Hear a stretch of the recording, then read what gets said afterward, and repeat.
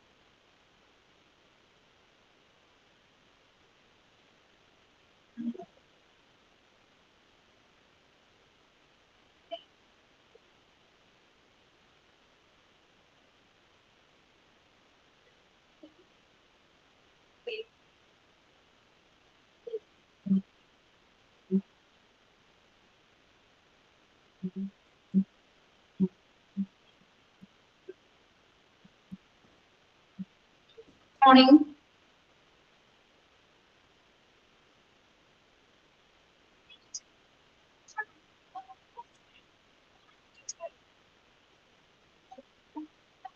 Morning.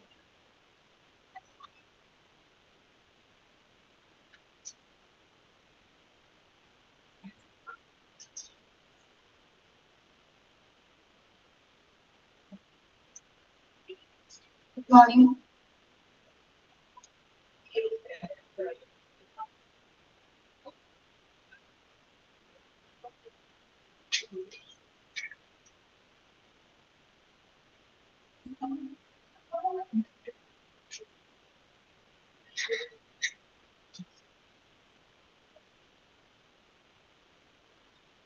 Good morning.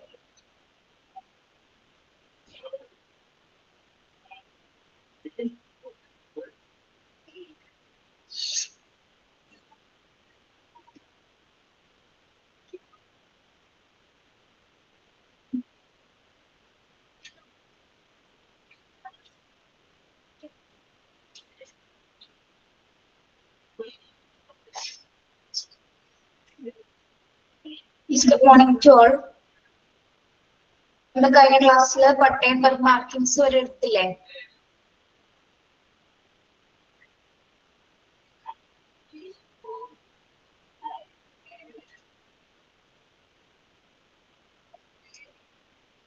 കേൾക്കുന്നില്ല നിങ്ങള്?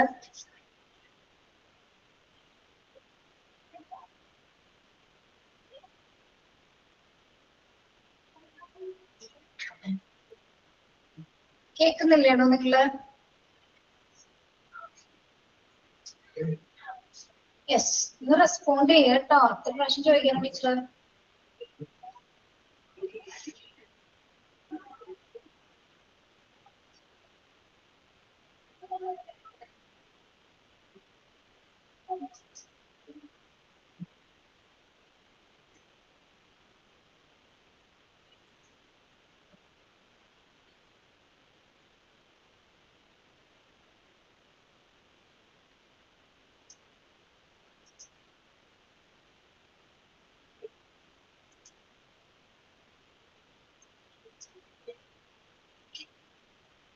Then another passive marking form is the word ambulance or local language alternative illustrated in reverses on the front of the vehicle.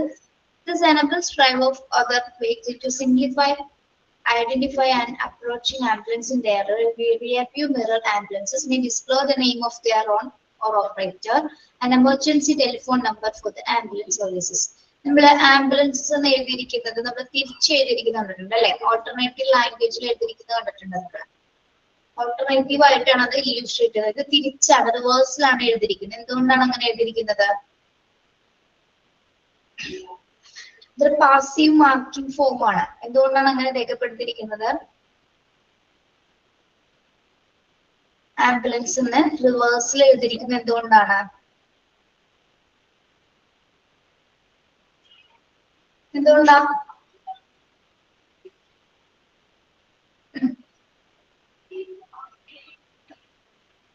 Okay, അതായത് drivers നമ്മുടെ rear view മിററിൽ കൂടി അത് കൃത്യമായിട്ട് analyse ചെയ്യുന്നതിന് വേണ്ടിയിട്ടാണ് rear view മിററിൽ ആംബുലൻസിനെ display ചെയ്യുമ്പോൾ എന്താണ്, ബാക്കിൽ വരുന്ന ആംബുലൻസ് വാഹനങ്ങൾക്ക് കൃത്യമായിട്ട് മിററിൽ നോക്കിക്കഴിഞ്ഞാൽ ആംബുലൻസ് ആണെന്നുള്ളത് കൃത്യമായിട്ട് തിരിച്ചറിയാനായിട്ട് സാധിക്കും. Okay, yes. ഇനി ആംബുലൻസിൽ ബാക്കി എന്തൊക്കെ കാര്യങ്ങൾ രേഖപ്പെടുത്തിയിട്ടുണ്ടായിരിക്കും? എന്തൊക്കെ ഉണ്ടായിരിക്കും? Ambulance may display the name of their owner or operator. ആംബുലൻസിന് മേലെ ആരുടെയൊക്കെ പേരുണ്ടായിരിക്കും? ഒന്നല്ലെങ്കിൽ ഓണറുടെ അല്ലെങ്കിൽ ഓപ്പറേറ്ററുടെ നെയിം ഉണ്ടായിരിക്കും. എമർജൻസി ടെലിഫോൺ നമ്പർ അല്ലെങ്കിൽ ആംബുലൻസ് സർവീസസിന്റെ നമ്പർ അതിൽ രേഖപ്പെടുത്തിയിട്ടുണ്ടായിരിക്കും. ഓക്കെ, അടുത്തത് എന്താണ്? പാസീവ്. അനദർ പാസീവ് മാർക്കിംഗ് എന്ന് പറയുന്നത് വേർഡ് ആംബുലൻസ് തിരിച്ച് റിവേഴ്സിലാണ് എഴുതിയിരിക്കുന്നത്. അതായത് വരുന്ന യാത്രികർക്ക് എന്താണ്, ആംബുലൻസ് എന്നത് റിവേഴ്സ് അവരുടെ റിയർ വ്യൂ മിററിൽ കൂടി നോക്കുന്ന സമയത്ത് ഡിസ്പ്ലേ ചെയ്യുന്നതിന് വേണ്ടിയിട്ടാണ് അങ്ങനെ രേഖപ്പെടുത്തിയിരിക്കുന്നത്. ഓക്കെ, ഇനി ഇതിന്റെ കൂടെ തന്നെ ഉണ്ടായിരിക്കും ആംബുലൻസ് ഓപ്പറേറ്ററുടെ നെയിമും ഉണ്ടായിരിക്കും, എമർജൻസി ടെലിഫോൺ നമ്പേഴ്സ് കൂടി അതിൽ കൊടുത്തിട്ടുണ്ടായിരിക്കും. Okay, an ambulance may also have a symbol displayed. An ambulance may also have a symbol display. ആംബുലൻസിൽ എന്തായാലും കൃത്യമായിട്ടുള്ള ഒരു സിംബൽസുകൾ ഡിസ്പ്ലേ ചെയ്തിട്ടുണ്ടായിരിക്കും. ഓക്കെ, ഇനി നമ്മൾ പറഞ്ഞത് ബട്ടൺ മാർക്കിങ്സുമായി ബന്ധപ്പെട്ട കാര്യങ്ങളാണ്. നെക്സ്റ്റ് വരുന്നത് ആക്റ്റീവ് വിഷ്വൽ വാർണിംഗ്സ് ആണ്. ആക്റ്റീവ് വിഷ്വൽ വാർണിംഗ്സ് എന്ന് പറയുമ്പോൾ എന്താണ്? Active visual warnings, active visual warnings സജീവമായിട്ടുള്ള വിഷ്വൽ ആയിട്ടുള്ള മുന്നറിയിപ്പുകളാണ് അല്ലെ, ആംബുലൻസിൽ രേഖപ്പെടുത്തിയിരിക്കുന്ന സജീവമായിട്ടുള്ള വിഷ്വൽ മുന്നറിയിപ്പുകളാണ്. Usually the visual signals for the task are in the shape of flashing lights. The flash in order to attract the attention of other road users as the ambulance approaches, or to provide warning to motorists approaching a stopped ambulance in a dangerous position on the road. ഇനി നമുക്ക് ഈ visual signals എന്തിനാണ് രേഖപ്പെടുത്തിയിരിക്കുന്നത്? Visual സിഗ്നൽസുകള് already നമുക്കറിയാതില് flashing ലൈറ്റ്സുകൾ ഉണ്ടായിരിക്കും അല്ലെ, നമുക്ക് visually കാണാൻ പറ്റും. ലൈറ്റ്സുകൾ ഇങ്ങനെ തിളങ്ങുന്നത് നമുക്ക് കൃത്യമായിട്ട് കാണാൻ പറ്റും. അതുപോലെ തന്നെ എന്താണ്, റോഡ് യൂസേഴ്സിന് അല്ലെ, റോഡ് യൂസേഴ്സിന് ആംബുലൻസ് വരുന്നത് കൃത്യമായിട്ട് തിരിച്ചറിയാനായിട്ട് നമുക്ക് ഫ്ലാഷ് ലൈറ്റ്സുകൾ ഉള്ളത് കൊണ്ട് തന്നെ കാണാനും സാധിക്കും. ഇൻ കേസ് ഇപ്പൊ ശബ്ദമില്ലാതെയും ആംബുലൻസുകൾ പോകുന്നുണ്ടല്ലേ, നമ്മുടെ ശബ്ദമില്ലാതെയും ആ സമയത്ത് നമുക്ക് മുകളിൽ ഒതുങ്ങി കഴിഞ്ഞാൽ ലൈറ്റ്സുകൾ കൃത്യമായിട്ട് എന്താണ് അമിരുന്നുണ്ടായിരിക്കും. ലൈറ്റ്സ് കൃത്യമായ രീതിയിൽ അത് തിളങ്ങുന്നുണ്ടായിരിക്കും. Then or to provide warning to motorists. ഇനി ചില സമയങ്ങളില് ഈ ലൈറ്റ്സുകൾ ചില സമയത്ത് ഇങ്ങനെ ഓൺ ചെയ്തിട്ട്, അതായത് ചിലപ്പോൾ ഒരു ആക്സിഡന്റിൽ പേഷ്യന്റിന് ആംബുലൻസ് വന്ന് നിർത്തി പേഷ്യൻസിനെ എടുത്തുകൊണ്ടിരിക്കുന്ന സമയത്താണെങ്കിൽ എന്താണ്, ആംബുലൻസ് അത് സ്റ്റോപ്പ് ചെയ്തിരിക്കും അല്ലെ. പക്ഷെ എങ്കിലും എന്താണ്, ചില സമയങ്ങളിലും എന്താണ് ആ ശബ്ദം ഉണ്ടായിരിക്കും, അല്ലെങ്കിൽ എല്ലാ ലൈറ്റ്സുകളും ഓൺ ചെയ്തിട്ടായിരിക്കും പേഷ്യൻസിന്. അതായത് സ്റ്റോപ്പ് ചെയ്തിരിക്കുന്ന ആംബുലൻസിനും ചില സമയത്ത് എന്താണ് ഡേഞ്ചറസ് പൊസിഷനിലായിരിക്കും. ചിലപ്പോൾ ഒരു റോഡിന്റെ നടുവിലോ അല്ലെങ്കിൽ കുറച്ച് പെട്ടെന്ന് വാഹനങ്ങൾ വരുന്ന ഏതെങ്കിലും ഒരു ഭാഗത്തായിരിക്കാം. അതുകൊണ്ടാണ് അവിടെ ഡേഞ്ചറസ് പൊസിഷൻ ഉദ്ദേശിക്കുന്നത്. അങ്ങനെ ആംബുലൻസ് സ്റ്റോപ്പ് ചെയ്തിട്ടാണ് പേഷ്യൻസിനെ എടുക്കുന്നത് വരെ.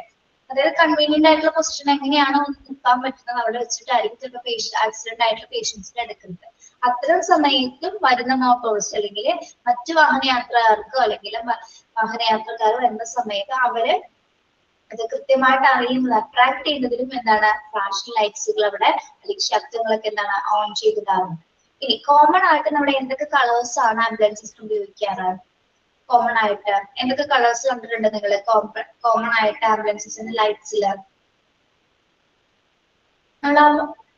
നമ്മൾ ആ ലൈറ്റ്സിന് പറയുന്നത് ബീക്കൺസ് എന്നാണ് കേട്ടോ. Beacons. Common colours for ambulance warning beacons blue, red, amber and white.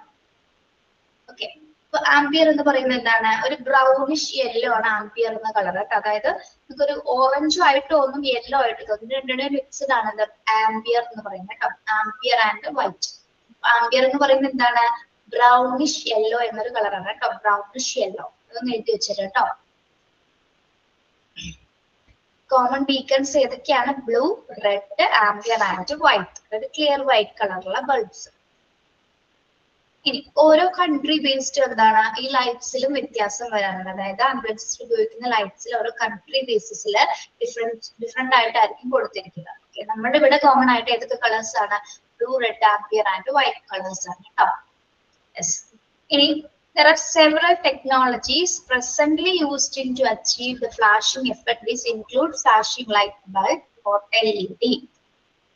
ഇനി ഈ ടെക്നോളജീസ് ഒക്കെ ഉപയോഗിച്ചുകൊണ്ട് എന്താണ് ഫ്ലാഷിംഗ് ലൈറ്റ്സിൽ പല രീതിയിലുള്ള എഫക്ട്സുകൾ ഇവിടെ കൊണ്ടുവരുന്നുണ്ട്. തിരിച്ച് ലൈറ്റ് ബൾബ് അല്ലെങ്കിൽ LED ബൾബ്സുകളായിരിക്കും അതിൽ ഉപയോഗിക്കുന്നത്. ഇനി flashing or rotating halogens and strobe lights which are commonly brighter than incandescent lights.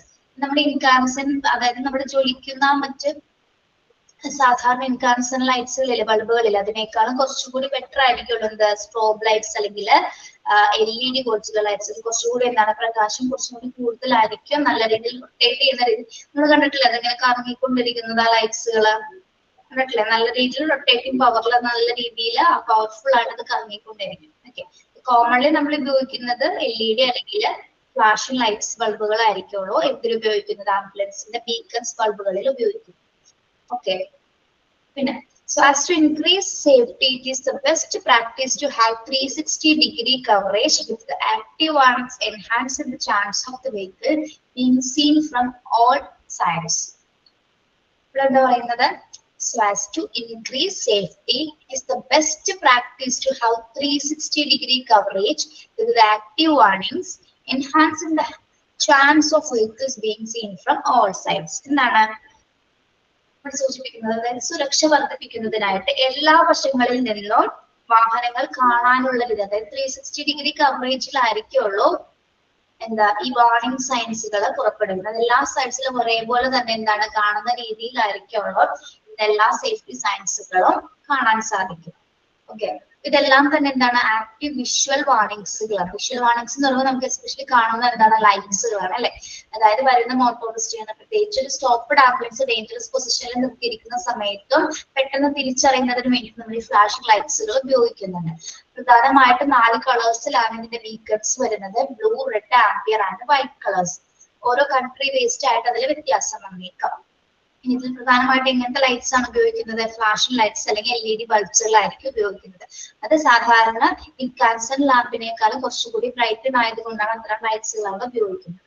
Okay, പിന്നെ എല്ലാ സൈഡിലും പ്രത്യേകിച്ച് ഒരു 360-degree കവറേജസിലായിരിക്കുള്ളൂ. അതായത് സുരക്ഷ വർദ്ധിപ്പിക്കുന്നതിനായിട്ട് എല്ലാ സൈഡ്സിലും ഒരേപോലെ വാഹനം കാണാനുള്ള സാധ്യതയിലായിരിക്കുള്ളൂ ഇത് തയ്യാറാക്കിയിരിക്കുന്നത്. ഓക്കെ, യെസ്, മനസ്സിലായോ ആക്റ്റീവ് വിഷ്വൽ വാർണിംഗ്സ് എന്താന്ന്? യെസ്. നെക്സ്റ്റ് നോക്കുന്നത് ഓഡിയോബിൾ വാർണിംഗ് ആണ് കേട്ടോ. ഓഡിയോബിൾ വാർണിംഗ്. ഓഡിയോബിൾ എന്ന് പറയുമ്പോൾ എന്താണ്? ഓഡിയോബിൾ നമ്മൾ പഠിച്ചത് എന്താണ്? വിഷ്വൽ വാർണിംഗ്സ് ആണ് അല്ലെ. ഇതെന്താണ് ഓഡിയോബിൾ എന്ന് പറയുമ്പോ?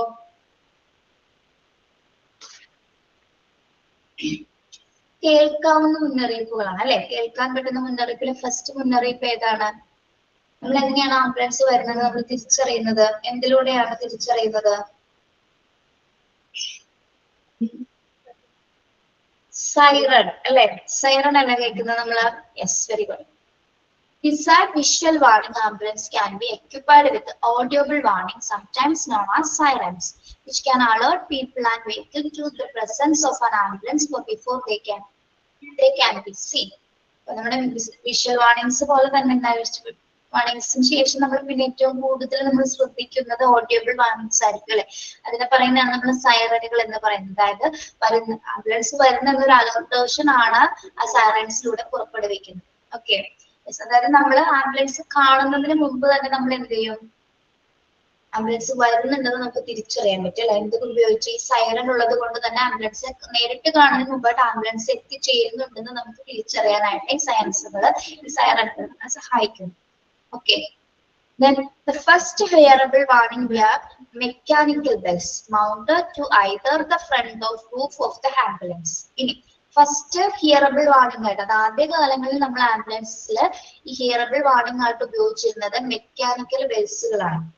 ഓക്കെ, അതായത് നമ്മുടെ ആംബുലൻസിന്റെ ഫ്രണ്ട് ഭാഗത്തായിട്ട് മെക്കാനിക്കൽ ബെൽസുകൾ കണക്ട് ചെയ്ത് അതിന്റെ ശബ്ദം മൂലമാണ് ആംബുലൻസിന്റെ ശബ്ദമായിട്ട് അലർട്ടേഷൻ കൊടുത്തിരുന്നത് ആദ്യകാലങ്ങളിൽ. അപ്പൊ ആദ്യകാലങ്ങളിൽ നമ്മൾ ഉപയോഗിച്ചിരുന്ന ഹിയറബിൾ വാർണിംഗ്സ് എന്ന് പറയുന്നത് എന്താണ്?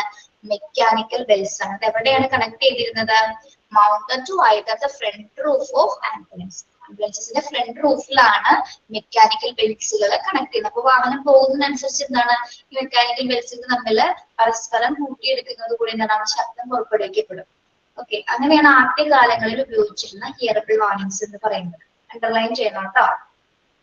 യെസ്, ഫസ്റ്റ് ഹിയറബിൾ വാർണിംഗ് എന്ന് പറയുന്നത് മെക്കാനിക്കൽ ബെൽസ് ആണ്. ഓക്കെ,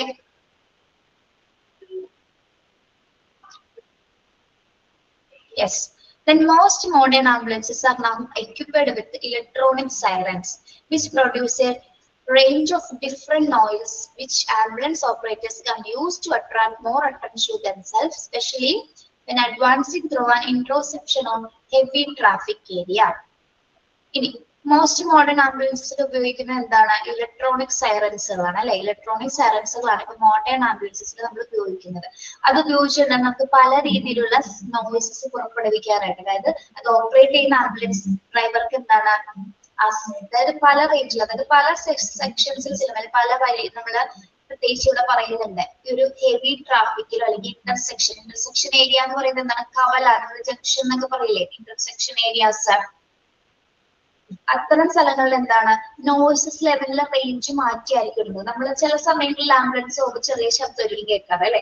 പക്ഷെ ഹെവി ട്രാഫിക്കിലാണെങ്കിൽ എന്താണ് വളരെ ഭയങ്കര അതിന്റെ റേഞ്ച് കൂടായിരിക്കും, ശബ്ദത്തിന്റെ ആ റേഞ്ച് കൂടുതലായിട്ടായിരിക്കും പുറപ്പെടുവിക്കുന്നത്. ഭയങ്കര ശബ്ദം ഒരുക്കുന്ന തൊട്ടടുത്തോടി പോകുന്ന സമയത്ത് അല്ലെ. ശ്രദ്ധിച്ചിട്ടുണ്ടോ? എന്തുകൊണ്ടാണ്? പ്രത്യേകിച്ച് ഹെവി ട്രാഫിക്കിലും ഇന്റർസെക്ഷൻ ഏരിയാസിലേക്ക് കാൽനട യാത്രക്കാരും അല്ലെങ്കിൽ യാത്രികരൊക്കെ കൂടുതലായത് കൊണ്ട് തന്നെ എന്താണ് അവർക്കൊരു മുന്നറിയിപ്പ് കൊടുക്കുന്നതിന് വേണ്ടിയിട്ടാണ് അത്തരത്തില് പ്രത്യേകിച്ച് ആ വാഹനങ്ങൾ പെട്ടെന്ന് തന്നെ മാറി അവിടെ ആംബുലൻസിന് ഒരു തടസ്സങ്ങളില്ലാതെ മുന്നോട്ട് പോകുന്നതിന് വേണ്ടിയിട്ടാണ് പല ഡിഫറെന്റ് നോയിസസില് സൈറൻസുകൾ പുറപ്പെടുവിക്കുന്നത്. ഓക്കെ, മനസ്സിലായോ പറഞ്ഞത്?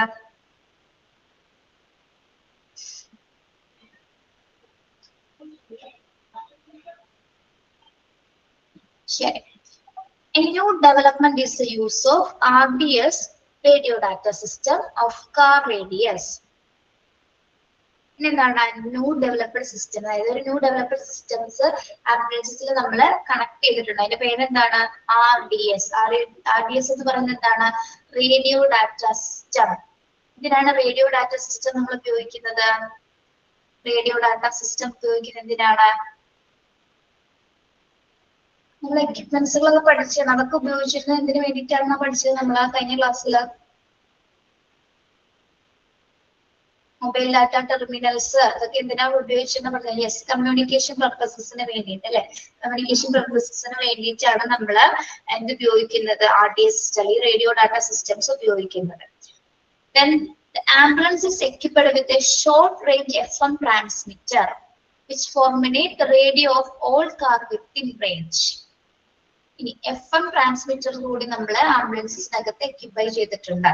എന്താണ് FM ട്രാൻസ്മിറ്റർ എന്ന് പറയുന്നത്? അതായത് ഒരേ റേഞ്ചസിലുള്ളവർക്ക് എന്താണ്, അതായത് ഒരേ ദൃശ്യപരി അല്ലെങ്കിൽ ഒരേ റേഞ്ചിൽ പരിധിയിൽ വരുന്നവർക്ക് മെസ്സേജസ് ഉള്ള അല്ലെങ്കിൽ അത് കമ്മ്യൂണിക്കേറ്റ് ചെയ്യാൻ വേണ്ടിയിട്ട്, അതായത് ഒരേ റേഞ്ചിലുള്ള മെസ്സേജുകൾ പാസ് ചെയ്യാൻ വേണ്ടിയിട്ടാണ് റേഡിയോ FM ട്രാൻസ്മിറ്റേഴ്സ് ഉപയോഗിക്കുന്നത്. അതും എന്താണ് ഷോർട്ട് റേഞ്ച് മെസ്സേജ് അയക്കുന്ന പോലെ അല്ലെങ്കിൽ നമ്മുടെ കമ്മ്യൂണിക്കേഷൻ പർപ്പസിന് വേണ്ടി ഉപയോഗിക്കുന്ന ഒരു ഇലക്ട്രോണിക് സിസ്റ്റം ആണ് എന്ത് FM ട്രാൻസ്മിറ്റേഴ്സ് എന്ന് പറയുന്നത്. ഓക്കെ, ഇനി RDS ഒക്കെ എന്താണ് ഉപയോഗിക്കുന്നത്? RDS എന്തിനു വേണ്ടിയാണ് ഉപയോഗിക്കുന്നത്? നമ്മുടെ തൊട്ടടുത്തുള്ള അല്ലെങ്കിൽ സമീപത്തുള്ള എന്തിനു വേണ്ടിയിട്ടാണ്? സമീപത്തുള്ള വാഹനങ്ങൾക്ക് മുന്നറിയിപ്പ് സിഗ്നൽ നൽകുന്നതിനും വേണ്ടിയിട്ട്. രണ്ടും ഒരേ പർപ്പസ് തന്നെയാണ് കേട്ടോ. മുന്നറിയിപ്പ് നൽകുന്നതിന് വേണ്ടിയിട്ടാണ് റേഡിയോ ഡാറ്റ സിസ്റ്റംസ് നമ്മൾ ഉപയോഗിക്കുന്നത്. രണ്ടും എന്താണ്? കമ്മ്യൂണിക്കേഷൻ പർപ്പസസിന് വേണ്ടി ഉപയോഗിക്കുന്ന സിസ്റ്റംസുകളാണ്. ഓക്കെ, മനസ്സിലായോ പറഞ്ഞത്?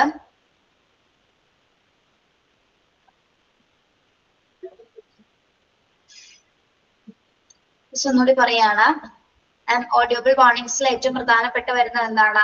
സൈറൻസുകളാണ് അല്ലെ? യെസ്, അലേർട്ടേഷൻസിന് വേണ്ടിയിട്ടാണ് നമ്മൾ സൈറൻസുകൾ പുറപ്പെടുവിക്കുന്നത്. ആദ്യ കാലങ്ങളിൽ നമ്മൾ മെക്കാനിക്കൽ ബെൽസ് ആണ് ഉപയോഗിച്ചിരുന്നത്.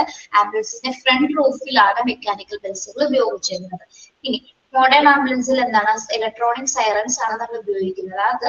അതിലൂടെ എന്താണ്? ഡിഫറെന്റ് റേഞ്ച് ഓഫ് നോയ്സസ് നമുക്ക് പുറപ്പെടുവിക്കാനായിട്ട് സാധിക്കും. പ്രത്യേകിച്ച് ഒരു ഇന്റർസെക്ഷൻ ഏരിയാസിലോ ഹെവി ട്രാഫിക്സിലൊക്കെ എന്താണ് റേഞ്ചസ് അല്ലെങ്കിൽ അതിന്റെ നോയ്സസ് ലെവൽ മാറ്റിയിട്ടായിരിക്കും ഉപയോഗിക്കുന്നത്. ഓക്കെ, അതേപോലെ തന്നെ എന്താണ്? കമ്മ്യൂണിക്കേഷൻ പർപ്പസസിന് വേണ്ടിയിട്ടും RDA സിസ്റ്റംസും FM ട്രാൻസ്മിറ്റർ കൂടി ആംബുലൻസിനകത്ത് എക്യുപ്പൈ ചെയ്തിട്ടുണ്ടായിരിക്കും. ഓക്കെ, ക്ലിയർ ആണോ ഓഡിയോബിൾ വാർണിംഗ്?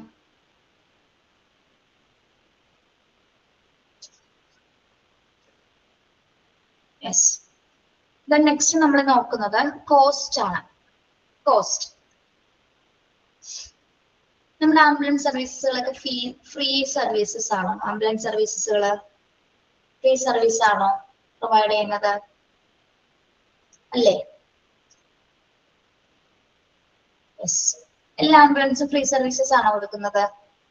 അല്ല, അല്ലേ? അല്ല.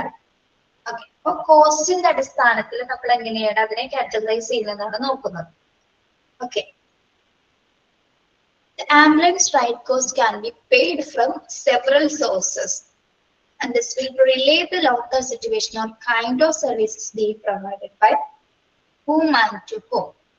Okay, അപ്പൊ നമ്മള് ചില സിറ്റുവേഷൻസിൽ എന്താണ് പെയ്ഡ് ചെയ്യേണ്ട സിറ്റുവേഷൻസ് വരാറുണ്ട്. ആംബുലൻസ് ഫ്രീ സർവീസസ് മാത്രമല്ല, ചില സാഹചര്യങ്ങളിൽ നമുക്ക് പ്രത്യേകിച്ച് എന്താണ് അതെങ്ങനെ ഏത് സർവീസസ് ആണോ പ്രൊവൈഡ് സിറ്റുവേഷൻ ബേസ്ഡ് ആയിട്ട് ചിലപ്പോൾ എന്താണ് നമുക്ക് കോസ്റ്റുകൾ പ്രൊവൈഡ് ചെയ്യേണ്ടി വരാറുണ്ട്.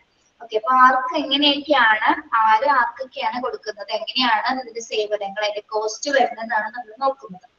ഫസ്റ്റ് വൺ പറയുന്നത് എന്താണ്? Government funded service, privately funded service, charity funded service, hospital funded service. Okay, കോസ്റ്റിന്റെ അടിസ്ഥാനത്തിലാണ് കാറ്റഗറൈസേഷൻ വരുന്നത് കേട്ടോ. ഗവൺമെന്റ് ഫണ്ടഡ് സർവീസ് എന്ന് പറയുമ്പോൾ ഫ്രീ സർവീസസ് ആണോ? ഫ്രീ സർവീസസ് ആണോ ഗവൺമെന്റ് ഫണ്ടഡ്? ഗവൺമെന്റ് ഹോസ്പിറ്റലിലുള്ള ആംബുലൻസ് സർവീസസ് ഫ്രീ സർവീസ് ആണോ?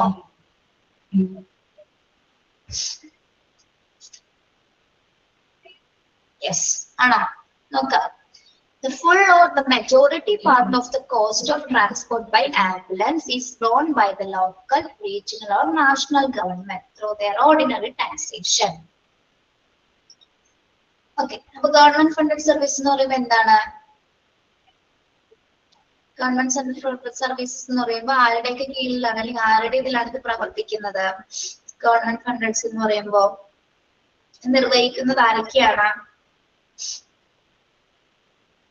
ലോക്കൽ, റീജിയണൽ ആൻഡ് നാഷണൽ ഗവൺമെന്റിന്റെ കീഴിലായിരിക്കുള്ളൂ ഇതിന്റെ പ്രവർത്തനങ്ങൾ വരുന്നത് അല്ലെ. അത് അവരുടെ ഓർഡിനറി ടാക്സേഷൻ ഫണ്ടിൽ നിന്നും ആയിരിക്കുള്ളൂ ആംബുലൻസ് സർവീസസുകൾ നമ്മൾ പ്രൊവൈഡ് ചെയ്യുന്നത്. ഓക്കെ, പക്ഷെ അതെന്താണ് ഫ്രീ സർവീസസ് ആയിരിക്കുമോ? ഫുള്ളും ഫ്രീ സർവീസ് ആയിരിക്കുമോ? ഗവൺമെന്റ് ഫണ്ടഡില് ഫ്രീ സർവീസ് ആയിരിക്കുമോ?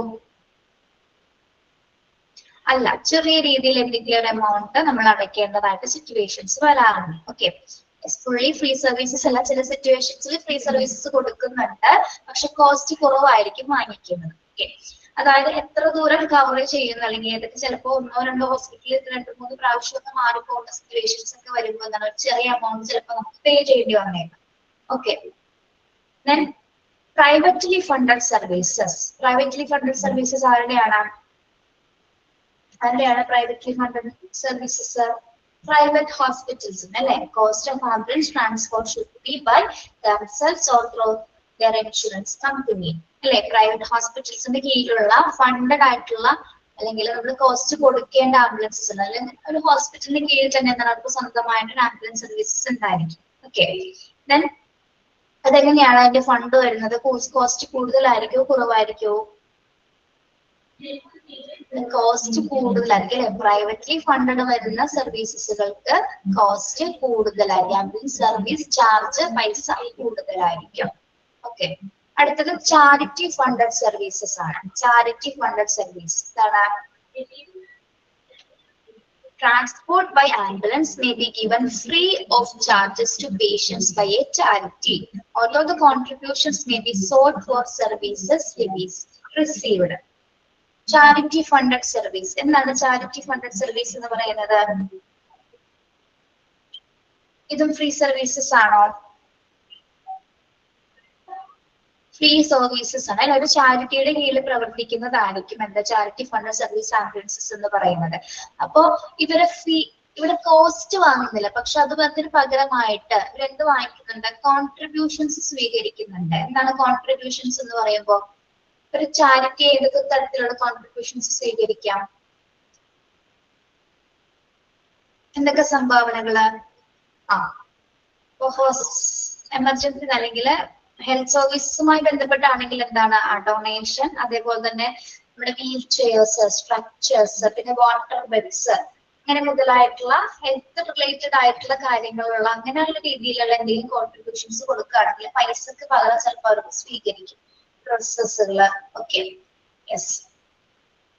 അപ്പൊ എന്തിനാണ്? ചാരിറ്റിക്ക് വേണ്ടിയിട്ട് അത് ഉപയോഗിക്കുന്നത് കൊണ്ട് ചിലപ്പോൾ അവര് പൈസ വാങ്ങുന്നതിന് പകരം നമ്മൾ കൊടുക്കുന്ന എന്തെങ്കിലും എന്തെങ്കിലും സംഭാവനകൾ, ഡൊണേഷൻ ആവാം, മറ്റു എക്യുപ്മെന്റ്സുകൾ ആവാം, അല്ലെങ്കിൽ ക്ലോത്തിങ് മെറ്റീരിയൽസ്, അങ്ങനെ എന്തും ആവാം. Okay, yes. അപ്പൊ അതാണ് charity funded services. Free services ആണ് പ്രൊവൈഡ് ചെയ്യുന്നത് പേഷ്യൻസ്. ഇനി hospital funded service. Hospital funded service എന്ന് പറയുന്നത് എന്താണ്? Hospitals may provide the ambulance transport free of charge on the condition that patient use the hospital service, which they may have to pay for. ഇത് പറഞ്ഞ hospital funded service എന്തായിരിക്കും?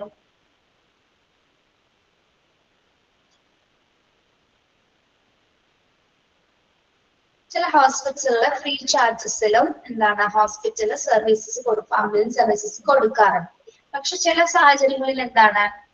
ചില സാഹചര്യങ്ങളിൽ അവര് എന്തെങ്കിലും തരത്തിലുള്ള പേയ്മെന്റ് നമുക്ക് കൊടുക്കേണ്ട സിറ്റുവേഷൻസ്, അതായത് അവസരവുമായി ബന്ധപ്പെട്ട അല്ല, ചിലപ്പോൾ സിറ്റുവേഷൻ ബേസ്ഡ് ഇവിടെ എങ്ങനെയാണ് നമ്മൾ ചിലപ്പോൾ കുറച്ച് പേയ്മെന്റ് അടക്കേണ്ടതായിട്ട് വരും. ഓക്കെ, അതായത് ചെറിയ ചെറിയ ഹോസ്പിറ്റൽസ്, നമ്മുടെ ചെറിയ ഒരുപാട് വലുതല്ലാത്ത ചെറിയ മീഡിയം സൈസ് ഹോസ്പിറ്റൽസ് ഒക്കെ വരില്ല, അവിടെയൊക്കെ ചെറിയ രീതിയിലുള്ള ചെറിയ ആംബുലൻസ് സർവീസസ് പ്രൊവൈഡ് ചെയ്യും. നമ്മുടെ ചെറിയ വാൻ പോലത്തുള്ള കണ്ടിട്ടില്ലേ, ചെറിയ വാനിന്റെ ആംബുലൻസുകള്, ചെറിയ വാൻ കണ്ടിട്ടില്ലേ നമ്മുടെ ഓമിനി പോലത്തെ വണ്ടിയൊക്കെ. Okay, yes. അപ്പൊ അങ്ങനെയുള്ള ചെറിയ ആംബുലൻസസിൽ അവർ ഫ്രീ ആയിട്ട് കൊടുക്കാറുണ്ട്. ചില സാഹചര്യങ്ങളിൽ ചില പേയ്മെന്റും കൊടുത്തിട്ടും അവർ സർവീസസ് കൊടുക്കാറുണ്ടെന്നാണ് പറഞ്ഞിട്ടുണ്ടോ? ഓക്കെ, ഇപ്പൊ ഫണ്ടിന്റെ അടിസ്ഥാനത്തിൽ, കോസ്റ്റിന്റെ അടിസ്ഥാനത്തിൽ നമ്മൾ 4 രീതിയിൽ ആംബുലൻസ് സർവീസസിനെ കാറ്റഗറൈസ് ചെയ്യുന്നുണ്ട്. ഒന്ന് ഗവൺമെന്റ് ഫണ്ടഡ്, പ്രൈവറ്റിലെ, ചാരിറ്റി ആണ് ഹോസ്പിറ്റൽ ഫണ്ടഡ്. ഗവൺമെന്റ് ഫണ്ടഡ് എന്ന് പറയുമ്പോൾ എന്താണ്? ആരുടെ കീഴിലാണ് നിർവഹിക്കുന്നത്? ലോക്കൽ, റീജിയണൽ ആൻഡ് നാഷണൽ ഗവൺമെന്റിന്റെ കീഴിലുള്ള ഓർഡിനറി ടാക്സേഷൻ ഫണ്ടിൽ നിന്നുമാണ് ഗവൺമെന്റ് സർവീസ് ഫണ്ടഡ് ആംബുലൻസസ് പുറപ്പെടുവിക്കുന്നത്, സൗകര്യങ്ങൾ കൊടുക്കുന്നത്. ഓക്കെ, പ്രൈവറ്റ് ഫണ്ട് എന്ന് പറയുമ്പോൾ എന്താണ്? പ്രൈവറ്റ് ഹോസ്പിറ്റലിനെ ഇൻഷുറൻസ് കമ്പനിയുമായി ബന്ധപ്പെട്ടിട്ടുള്ളതാണ് പ്രൈവറ്റ്ലി ഫണ്ടഡ് സർവീസ് ആംബുലൻസസ് എന്ന് പറയുന്നത്. അവിടെ നമ്മൾ ഏറ്റവും കൂടുതൽ ചാർജ് കൊടുക്കേണ്ട സിറ്റുവേഷൻസ് ഉണ്ട്. ചാരിറ്റി ഫണ്ടഡ് എന്ന് പറയുന്നത് ഏതെങ്കിലും ചാരിറ്റി ബേസ്ഡ് ആയിട്ടുള്ള ഫണ്ടഡ് സർവീസസുകളായിരിക്കും. അവിടെ അവര് പണത്തിന് പകരമായിട്ട് കോൺട്രിബ്യൂഷൻസ് ആയിരിക്കും സ്വീകരിക്കുന്നത്. ഓക്കെ, ഹോസ്പിറ്റൽ ഫണ്ടഡ് സർവീസസ് എന്ന് പറയുമ്പോൾ എന്താണ്? അത് ഫ്രീ സർവീസസ് ആണ്. ചില സിറ്റുവേഷൻസിൽ മാത്രമാണ് നമ്മള് ഹോസ്പിറ്റൽ സർവീസസ് കൊടുക്കുമ്പോൾ പേഷ്യൻസിൽ നിന്ന് ചെറിയൊരു പേയ്മെന്റ്സ് ഈടാക്കുന്നത്. ഓക്കെ,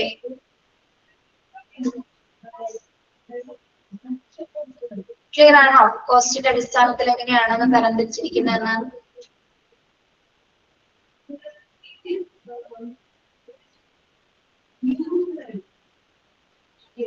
ഇനി നമ്മുടെ എമർജൻസി നമ്പർ എത്രയാണ്? ആംബുലൻസിന്റെ എമർജൻസി നമ്പർ 108. ഓക്കെ, എന്താണ് 108 emergency services? How it works? When an emergency is intimated through 108 and the caller collects needed the basic information and sent at services primary information or includes. So in 108 നമ്മൾ വിളിക്കുന്ന സമയത്ത് എന്തൊക്കെ primary ആയിട്ട് informations ആണ് നമ്മളിവിടെ പറയുന്നത്. അതെന്തൊക്കെയാണെന്ന് നമുക്ക് നോക്കാം.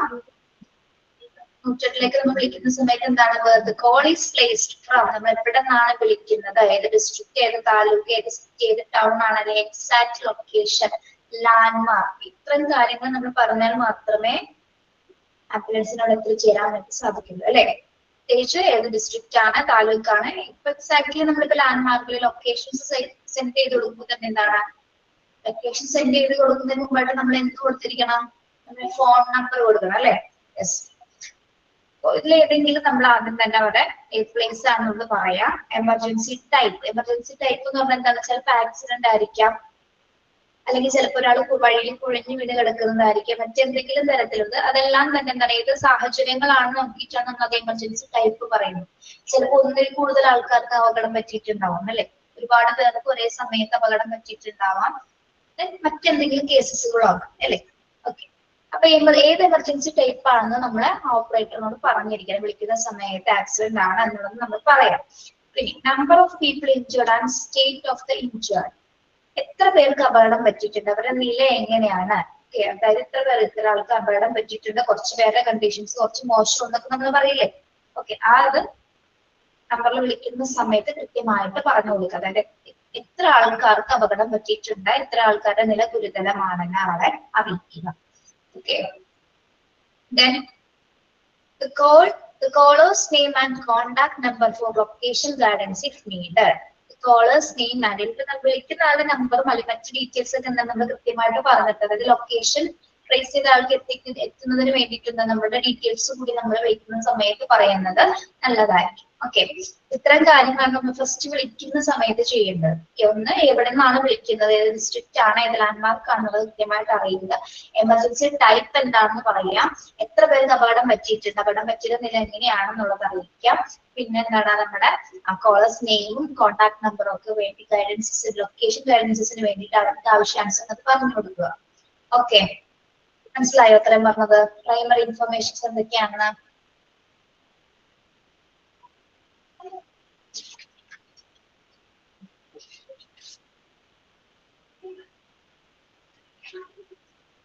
ഇനി emergency help sent through this process is expected to reach the site of the emergency in an average of 80 minutes. Then pre-hospital care will be given to patients who are transported to the nearest hospital. The service is generally free to patients. ഇനി നമ്മള് 108 വിളിച്ച് ഉടനടി തന്നെ ambulance എത്തിച്ചേരാറില്ലേ? ഏകദേശം എത്ര സമയത്തിനുള്ളിൽ എത്തിച്ചേരും ambulance?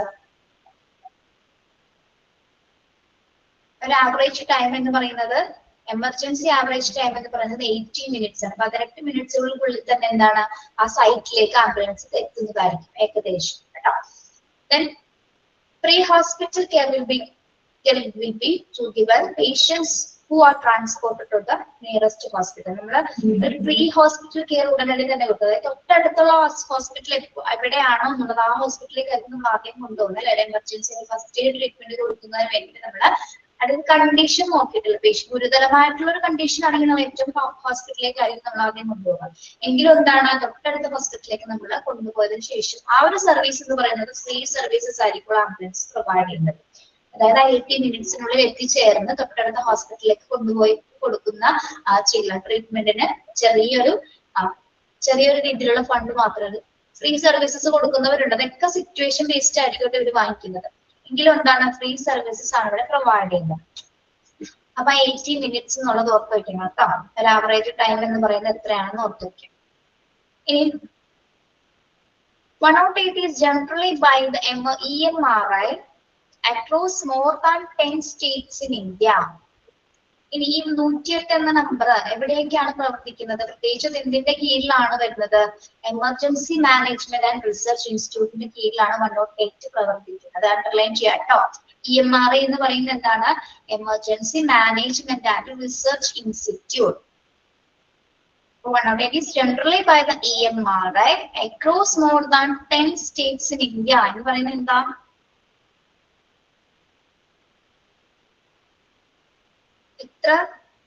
എത്ര സ്റ്റേറ്റ്സുകളിൽ 108 പ്രവർത്തിക്കുന്നുണ്ട്? മോർ ദാൻ 10 സ്റ്റേറ്റ്സ് ഇൻ ഇന്ത്യയിൽ 108 സർവീസസ് തന്നെയാണ് പ്രൊവൈഡ് ചെയ്യുന്നത്. ഇതിന്റെ കീഴിലാണ് വരുന്നത് EMRI. EMRI ഇമ്പോർട്ടന്റ് ആണ് കേട്ടോ. Emergency management and research institute എന്ന് പഠിക്കണം കേട്ടോ. Okay,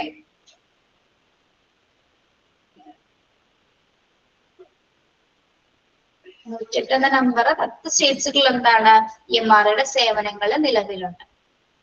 During an emergency situation, knowing what to do might save someone's life. Here, a few tips on what you should tell the emergency dispatcher while calling for an ambulance. ഇപ്പോ നമ്മൾ ആരുടെ വേണ്ടി നമുക്ക് ചില സാഹചര്യങ്ങൾ അനുസരിച്ച് നമുക്ക് ആദ്യം ചിലപ്പോൾ ലൈഫ് രക്ഷിക്കാനായിട്ട് പറ്റിയെന്ന് വരും അല്ലെ. നമ്മളുടെ ചിലപ്പോൾ നമ്മളുടെ ഒരു കുറച്ച് സമയം മതിയായി ഒരാളുടെ ജീവൻ രക്ഷപ്പെടുത്താനായിട്ട് അല്ലെ. പക്ഷെ നമ്മള് മൈൻഡ് ചെയ്യാതെ പോകുന്ന സമയത്ത് ആളുടെ ജീവൻ നഷ്ടപ്പെടാനും ചില ആക്സിഡന്റ് കണ്ടു കഴിയുമ്പോൾ നമ്മൾ ചിലപ്പോൾ നോക്കാതെ പോകാറുണ്ട് അല്ലെ. ചില ആൾക്കാരെങ്കിലും നമ്മുടെ തലയിലാകും അല്ലെങ്കിൽ നമുക്ക് ബുദ്ധിമുട്ടാവുമെന്ന് വിചാരിച്ച് നമ്മൾ നോക്കാതെ പോകാറുണ്ട്. പക്ഷെ നമ്മളൊന്ന് നോക്കിയതിന് ചിലപ്പോൾ അയാളുടെ ജീവൻ രക്ഷപ്പെടുമായിരുന്നു അല്ലെ. അങ്ങനെ നിങ്ങൾ ചെയ്തിട്ടുണ്ടോ? അങ്ങനെ ചെയ്യണം കേട്ടോ. നമ്മളെ കൊണ്ട് രക്ഷപ്പെടുത്താൻ പറ്റിയ ഒരു ജീവന്റെ വില എന്നുള്ളത് നമുക്ക് അറിയാലോ. നമ്മളെ രക്ഷപ്പെടുത്താൻ പറ്റുന്ന സിറ്റുവേഷൻ ആണെങ്കിൽ നമ്മളുടെ ഒരു ഫോൺ കോളും മതി അയാളെ ഹോസ്പിറ്റലിൽ എത്തിച്ചേർക്കാനായിട്ട് നമുക്ക് പറ്റിയിരിക്കണം. Okay, yes. അപ്പൊ പ്രത്യേകിച്ച് അങ്ങനെ ഒരു എമർജൻസി സിറ്റുവേഷൻസിൽ നമ്മൾ കണ്ടു കഴിഞ്ഞാൽ ലൈഫ് സേവ് ചെയ്യാനായിട്ട് നമ്മൾ നോക്കും അല്ലെ. അപ്പൊ പെട്ടെന്ന് നമ്മൾ ഈ 108 വിളിക്കുന്ന സമയത്ത് നമ്മൾ വളരെ ഹറിബറി ആയിട്ട് വിളിച്ചു കഴിഞ്ഞാല് കേൾക്കുന്ന ആൾക്ക് ഒരു കാര്യം ക്ലിയർ ആകണം അല്ലെ. നമ്മൾ ഓവർ ടെൻഷൻ ഒക്കെ ആയി കഴിഞ്ഞാൽ എന്നിട്ട് നമ്മുടെ കൂടെ ഒരാൾ നമ്മുടെ കൂടെ ഉണ്ടായിട്ട് ആൾക്കാണ് അപകടം പറ്റുന്നെങ്കിൽ നമ്മൾ ഓവർ ടെൻഷൻ ആവുന്നത് അല്ലെ. പറയുന്ന ആൾക്ക് എന്താ പറയുന്നത് കൃത്യമായിട്ട് അറിയാൻ പറ്റും. ആ സമയത്ത് അപ്പൊ നമ്മളിവിടെ പറയുന്നത് എന്താണ്, ഒരു എമർജൻസി നമ്പറിലേക്ക് നമ്മൾ വിളിക്കുന്ന സാഹചര്യത്തിൽ എന്തൊക്കെ കാര്യങ്ങളായിരിക്കണം നമ്മൾ കുറച്ചുകൂടി ശ്രദ്ധിക്കേണ്ടത്.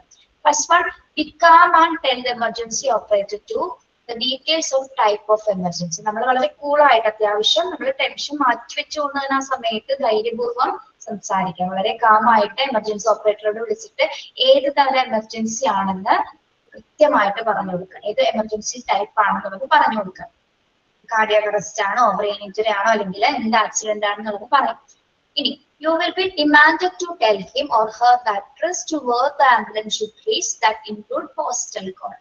ഇനി നമ്മൾ കൃത്യമായിട്ട് അയാൾക്ക് അഡ്രസ്സ് പറഞ്ഞു കൊടുക്കുക അല്ലെ, അല്ലെങ്കിൽ പോസ്റ്റൽ കോഡ് എടുക്കുക, അല്ലെങ്കിൽ നമുക്ക് എത്തിച്ചേരാൻ പറ്റുന്ന ഏത് ഡയറക്ഷൻസ് ആണോ ലാൻഡ്മാർക്ക് ആണെന്നുള്ളത് ഓപ്പറേറ്ററിന് കൃത്യമായിട്ട് പറഞ്ഞു കൊടുക്കുക. Then your phone number may also be incurred for in case of the operator wants to contact your for directions. ഇനി അദ്ദേഹത്തിന് നമ്മുടെ ഫോൺ നമ്പർ കൊടുക്കുന്നതാണ്. എത്തിച്ചേരുന്നതിനനുസരിച്ച് എന്തെങ്കിലും തടസ്സങ്ങൾ നേരിട്ടാണെങ്കിൽ എന്തായാലും നമ്മളുടെ ഡയറക്ഷൻ മൂലം ഒരാൾക്ക് ചിലപ്പോൾ എത്തിച്ചേരാൻ പറ്റും അല്ലെ. ഇൻ കേസ് ഇപ്പോ എന്തെങ്കിലും സിസ്റ്റങ്ങൾ അല്ലെങ്കിൽ കമ്മ്യൂണിക്കേഷൻ എക്യുപ്മെന്റ്സ് ഒന്നും വർക്ക് ചെയ്യാതെ അല്ലെങ്കിൽ എന്തെങ്കിലും ഒരു ഡിസ്റ്റർബൻസ് വന്നാൽ നമ്മളെ കോൺടാക്ട് ചെയ്ത് മാത്രമേ ചിലപ്പോൾ അയാൾക്ക് എത്താൻ പറ്റുന്നത് അല്ലെ. അതൊക്കെ സാഹചര്യങ്ങളുടെ അടിസ്ഥാനത്തിലൊന്നും പറയാൻ പറ്റില്ല നമുക്ക് അല്ലെ. ഈ എല്ലാ ഉപകരണങ്ങളും ചിലപ്പോൾ ഒരേ സമയം പ്രവർത്തന സജ്ജമാവാതെ നിന്ന് കഴിഞ്ഞാലും ഡിഫിക്കൽട്ട് സിറ്റുവേഷൻ ആണ്. ഓക്കെ, അപ്പൊ അത്തരം സാഹചര്യത്തിൽ നമ്മളുടെ നമ്പറിൽ അയാൾ കൃത്യമായിട്ട് നമ്മൾ കോൺടാക്ട് ചെയ്യുന്ന രീതിയിലുള്ള നമ്പർ കൊടുക്കുക. പിന്നെ he or she will also need that the patient needs sex and medical history you might recollect. ഇനി നമുക്കൊരാള് ആക്സിഡന്റ് പറ്റി കിടക്കുന്നത് നമുക്ക് ആണാണോ പെണ്ണാണോ കുഞ്ഞാണോ ചെറിയ കുട്ടിയാണോ പ്രായമുള്ളവരാണോ ഇതൊക്കെ നമുക്ക് കണ്ടാൽ തിരിച്ചറിയാൻ പറ്റും അല്ലെ. ഏകദേശം നമുക്ക് ഒരാൾ കണ്ട് ചിലപ്പോ ഏജ് മനസ്സിലാവും അല്ലെ. ഒരു 45 വയസ്സുള്ള ആൾ 50 വയസ്സാണെന്നൊക്കെ നമുക്ക് ചിലപ്പോൾ തോന്നും. അപ്പൊ നമ്മൾ അത് കൃത്യമായിട്ട് അയാൾ അറിയിക്കാം. ഓക്കെ, ഇനി ചിലർക്ക് മെഡിക്കൽ ഹിസ്റ്ററി ഒക്കെ അറിയാൻ പറ്റുന്നവരാണെങ്കിൽ അത് കൂടി നമുക്ക് പറയാവുന്നതാണ്. Okay, yes. പിന്നെ the operator will also needed to know if the person is bleeding, if he or she unconscious, has chest pain and is breathing. ഇനി നമ്മള് ഓപ്പറേറ്ററിനെ കൃത്യമായിട്ട് അറിയിക്കേണ്ടത് ആൾക്ക് ചിലപ്പോൾ ഹെവി ബ്ലീഡിംഗ് ഉള്ള പേഷ്യന്റ് ആയിരിക്കും. ഹെവി ആയിട്ട് ബ്ലീഡിംഗ് ഉണ്ട്, അല്ലെങ്കിൽ കോൺഷ്യസ് അല്ല, അല്ലെങ്കിൽ എന്താണ് ചെസ്റ്റ് പെയിനും ബ്രീത്തിങ് ഡിഫിക്കൽട്ടീസ് ഒക്കെ കാണിക്കുന്നുണ്ടെങ്കിൽ നമ്മൾ കൃത്യമായിട്ട് അവരോട് കൂടി പറഞ്ഞതിനനുസരിച്ച് ഓൾറെഡി എത്തിക്കൊണ്ടിരിക്കുകയെങ്കിലും നമ്മളെ കണ്ടീഷൻസ് ഇങ്ങനെ പറഞ്ഞുകൊണ്ടിരിക്കണം. പറഞ്ഞ് അവർക്ക് കൃത്യമായിട്ട് അറിയിക്കുമ്പോൾ മാത്രമാണ് എന്താണ് ആ സിറ്റുവേഷൻ അവിടെ എന്തെന്ന് തിരിച്ചറിയാനായിട്ട് സാധിക്കും. ഓക്കെ, അതായത് പേഷ്യൻസിന്റെ കണ്ടീഷൻ, നിലവിലുള്ള കണ്ടീഷൻ എന്താണെന്നുള്ളത് അവരെ അറിയിക്കുക. Then you will also be demanded to make clear the type of injury, emergency and what caused the incident. ഇനി എന്ത് ടൈപ്പ് ഓഫ് ഇഞ്ചുറി ആണ് നടന്നിരിക്കുന്നതെന്ന് കൃത്യമായിട്ട് അറിയിക്കുക. അതായത് നമ്മൾ എന്താണ് ആംബുലൻസ് സർവീസസിൽ നിന്ന് എന്താണ് ഹോസ്പിറ്റൽസിലേക്ക് ഇൻഫോർമേഷൻസ് പാസ് ചെയ്യുന്നുണ്ട്. ഏത് ടൈപ്പ് ഓഫ് ഇഞ്ചേർഡ് ആയിട്ടുള്ള പേഷ്യന്റ് ആണ് വരുന്നത്. അപ്പൊ അതിനനുസരിച്ചിട്ട് ഹോസ്പിറ്റൽ സജ്ജമാവണമെങ്കിൽ എന്താണ് കൃത്യമായിട്ട് ഇഞ്ചുറിയുടെ ടൈപ്പ് എന്താണെന്ന് അറിഞ്ഞിരിക്കും. ഇനി emergency and what case incidence, ഏത് ടൈപ്പ് ഓഫ് ഇൻസിഡന്റ് ആണോ നടന്നതിനെ കുറിച്ചിട്ടും ഇപ്പൊ പറഞ്ഞു കഴിഞ്ഞാൽ ഹോസ്പിറ്റലുള്ളവർക്ക് കൃത്യമായിട്ട് അറിയാൻ പറ്റും. ഇപ്പൊ ആക്സിഡന്റ് ആണെങ്കിൽ രണ്ട് കാറുകൾ കൂട്ടിയിടിച്ചതാണെന്നൊക്കെ പറഞ്ഞു കഴിയുമ്പോൾ അല്ലെങ്കിൽ പേഷ്യന്റ് കണ്ടീഷൻ എങ്ങനെയാണെന്ന് കൃത്യമായിട്ട് അവർക്ക് അറിയാൻ പറ്റും. അപ്പൊ ആ രീതിയിൽ അവർ എന്താണ് ചിലപ്പോ ഓപ്പറേഷൻ തിയേറ്റേഴ്സ് അതിന് വേണ്ടിയിട്ട് കൃത്യമായ രീതിയിൽ റെഡി ആവുന്നതിന് വേണ്ടിയിട്ടാണ് നമ്മൾ ആ ടൈപ്പ് ഓഫ് ഇഞ്ചുറി ഏതാണെന്ന് അവർ ഇൻഫോം ചെയ്യുന്നത്. ഓക്കെ, നമ്മൾ പറഞ്ഞ എന്താണ് കുറച്ച് ഫ്യൂ ടിപ്സുകളാണ്. പ്രത്യേകിച്ച് ഒരു എമർജൻസി സിറ്റുവേഷൻസിൽ നമ്മൾ ഒരു ഓപ്പറേറ്ററെ കോൾ ചെയ്യുന്ന സമയത്ത് പറയേണ്ട കുറച്ച് കാര്യങ്ങളാണ്. നമ്മൾ വളരെ കാമായിട്ട് സംസാരിക്കുക, അവർക്ക് കൃത്യമായിട്ടുള്ള പോസ്റ്റൽ കോഡ് അടക്കം ലാൻഡ് മാർക്സുകൾ അയച്ചു കൊടുക്കുക. പിന്നെ എന്താണ് ഏത് കേസ് ഓഫ് ഇൻജുറി ആണ് നടന്നിരിക്കുന്നത് എന്നുള്ളത് വ്യക്തമായിട്ട് അറിയിക്കുക. ഇനി പേഷ്യന്റിന്റെ കാറ്റഗറി, അതായത് ആണാണോ പെണ്ണാണോ, ഏജ്, സെക്സ് കൃത്യമായിട്ട് അറിയിക്കുക.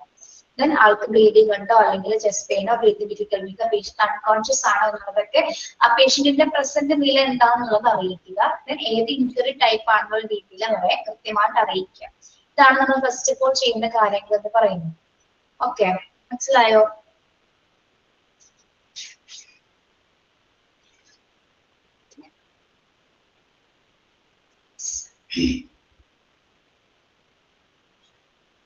ഒരു എമർജൻസി സിറ്റുവേഷൻസ് വന്നാൽ നിങ്ങൾക്ക് ഇതിങ്ങനെ ഹാൻഡിൽ ചെയ്യാൻ പറ്റുമോ? നിങ്ങൾ റോഡിലൂടെ പോകുന്ന സമയത്ത് ഇങ്ങനെ എന്തെങ്കിലും കണ്ടു കഴിഞ്ഞാൽ നിങ്ങൾക്ക് ഇപ്പൊ ഹാൻഡിൽ ചെയ്യാൻ പറ്റുമോ?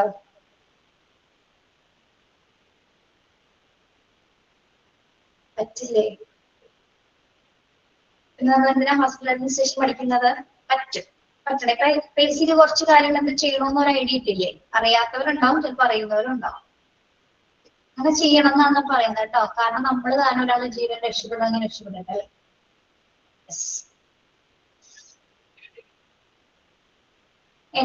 നെക്സ്റ്റ് വരുന്നത് വേറൊരു കാര്യം പറയട്ടെ. നമ്മുടെ ക്ലാസ് പോയി ഇപ്പോ 22, 20, 21 കുട്ടികളൊക്കെ ക്ലാസ്സിലുള്ളൂ. ഇതെന്താ നിങ്ങൾ കുറെ പേര് കയറാതിരിക്കുന്ന ക്ലാസ്സില്?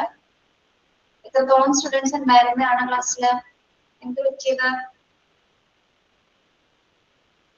റെക്കോർഡ് കാണുന്നവരുണ്ടായിരിക്കാമെങ്കിലും കുറെ പേര് ലൈനിൽ കയറുന്നവരുണ്ടായിരുന്നു. പക്ഷെ ഇപ്പൊ അവരൊന്നും കേറുന്നില്ല. എന്ത് പറ്റി? ക്ലാസ്സുകൾ മനസ്സിലാവാഞ്ഞിട്ടാണോ, ബോറടിച്ചിട്ടാണോ, ഇൻട്രസ്റ്റിംഗ് അല്ലാത്തതുകൊണ്ടാണോ? നിങ്ങൾക്ക് നിങ്ങളുടെ ഫ്രണ്ട്സ് ആയിട്ട് ഒരു കോണ്ടാക്ട്സ് ഇല്ലേ? നിങ്ങളുടെ ഇപ്പൊ HA21 ബാച്ച് ആയിട്ട് നിങ്ങൾക്ക് വാട്സപ്പ് ഗ്രൂപ്പ് അങ്ങനെ എന്തെങ്കിലും ഉണ്ടോ? ഗ്രൂപ്പ് ഉണ്ടോ നിങ്ങൾക്ക്? ഇല്ല. പിന്നെ എങ്ങനെയാ ഉണ്ടെന്ന് പറയുമ്പോഴാണോ? ഉണ്ട്. ഗ്രൂപ്പ് വേണമെങ്കിലല്ലേ നിങ്ങൾക്ക് കോൺവൊക്കേഷനൊക്കെ വരുമ്പോൾ നിങ്ങളുടെ ഫ്രണ്ട്സിനൊക്കെ പരസ്പരം തിരിച്ചൊരു ഇപ്പൊ എന്തെങ്കിലും എക്സാമുമായി ബന്ധപ്പെട്ടോ ക്ലാസ്സുമായി ബന്ധപ്പെട്ട് എന്തെങ്കിലും സംശയമൊക്കെ ചോദിക്കണമെങ്കിൽ കുറച്ച് ആളുകളായിട്ടെങ്കിലും ഒരു കമ്പനി വേണ്ടേ? ഉണ്ട്. 11 പേരേ ഉള്ളൂ. 11 പേര് ചിലപ്പോൾ ക്ലാസ്സിൽ ഉണ്ടാവുള്ളൂ. അപ്പൊ ഇല്ലാത്തവരത് കുറച്ച് പേരൊക്കെ ഇല്ല. ചിത്രം ഇല്ല, അങ്ങനെ കുറച്ച് പേരൊക്കെ ഉണ്ട്. അവരെയൊക്കെ ഒന്ന് ആഡ് ചെയ്യണം കേട്ടോ. ആഷിലില്ല, നീനു, അഭിയില്ല. ഓക്കെ, ആരാണ് ഗ്രൂപ്പ് അഡ്മിൻ? ആരാ ഗ്രൂപ്പ് അഡ്മിൻ? ആരാണ്? നിർബന്ധമൊന്നുമില്ല കേട്ടോ. പക്ഷെ അങ്ങനെ ഒരു ഗ്രൂപ്പ് ഉണ്ടായിരിക്കുന്നത് നല്ലതാണ്. നിങ്ങൾക്ക് വേറെ നല്ലൊരു പർപ്പസിനാണെങ്കിൽ വാട്സപ്പ് ഗ്രൂപ്പുകൾ എപ്പോഴും നല്ലത് തന്നെയാണ്. ഇതിൽ ഇൻഫർമേഷൻസ് ഒക്കെ നിങ്ങൾക്ക് കൃത്യമായിട്ട് അറിയാൻ പറ്റും. അപ്പൊ ക്ലാസ് കഴിയുന്നത് നിങ്ങൾ അവരുടെ നമ്പർ നോട്ട് ചെയ്ത് കൊടുത്തേരാ കേട്ടോ. അപ്പൊ ആളെ ആഡ് ചെയ്തോളൂ. നമ്പർ അയച്ചിട്ടേ കേട്ടോ. അല്ല, അഡ്മിന്റെ നമ്പർ ഇവിടെ കൊടുത്താൽ മതി. നിങ്ങൾ എന്നിട്ട് അതിലേക്ക് മെസ്സേജ് അയച്ച് അവരെ ആഡ് ചെയ്തോളൂ.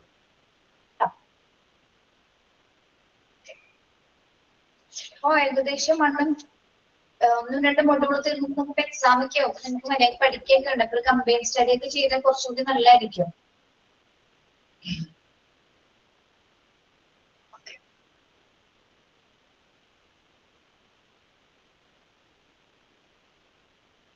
വേറൊരു കാര്യം ചോദിക്കട്ടെ. ഇപ്പൊ നിങ്ങൾ 11 പേരുള്ള ഒരു ഗ്രൂപ്പ് ഉണ്ടെന്ന് പറയില്ല, ആ ഗ്രൂപ്പ് എങ്ങനെയാണോ? ആക്റ്റീവ് ആണോ?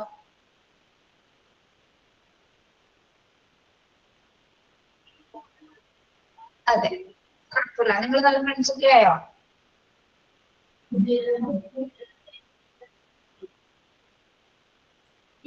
ഓക്കെ.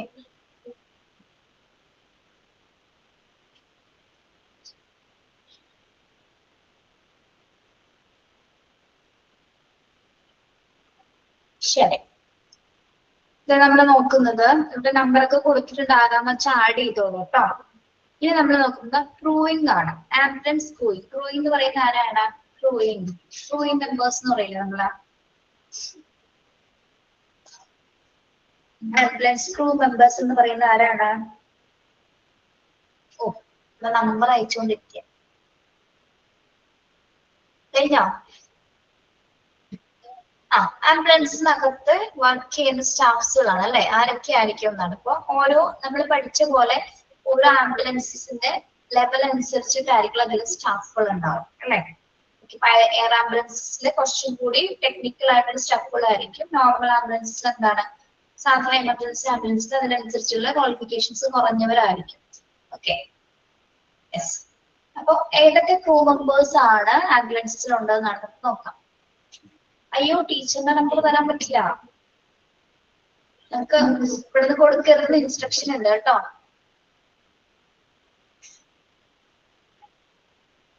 അതുകൊണ്ടാണ്. ഇൻസ്റ്റയില് വേണം നിങ്ങൾ ഫോളോ ചെയ്തോളൂ. ഇൻസ്റ്റയില് ആതിര കേസ് എന്ന് പറയുന്ന പേര്, അല്ലെങ്കിൽ ആതിര ആദ്യം നോക്കിയാലും എന്റെ ഫോട്ടോ ഉണ്ടോ കണ്ടാൽ മനസ്സിലാവും കേട്ടോ. ഡൗട്ട് ഒന്നും ചോദിക്കണ്ട, ഡൗട്ട് ഒക്കെ ക്ലാസ്സിൽ ചോദിക്കാനുള്ള സമയം ഇപ്പൊ തന്നെ തരാം. ചോദിച്ചു, നിങ്ങൾക്ക് ഡൗട്ട് വരാൻ പോകുന്നത് 3ഉം 4ഉം മൊഡ്യൂളൊക്കെ തുടങ്ങുമ്പോഴാണ് നിങ്ങൾക്ക് ഡൗട്ട് വരുന്നത്.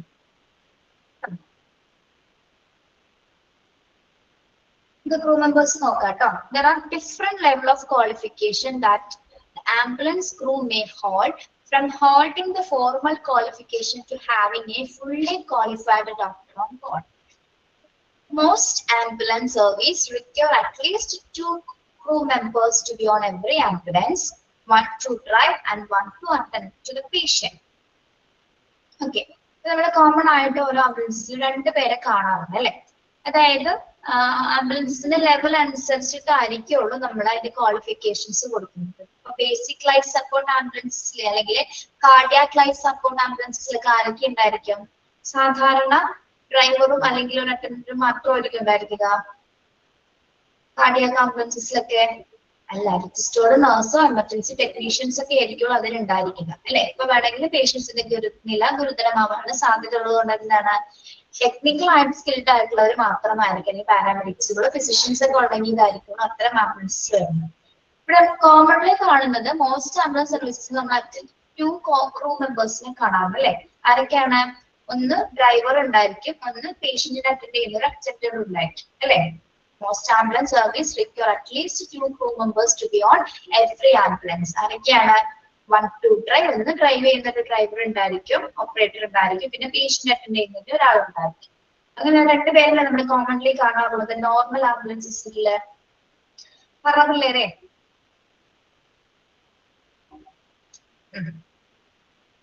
യെസ്. ഇനി കോമൺ ആംബുലൻസ് ക്രൂ ക്വാളിഫിക്കേഷൻസ് ആണ്.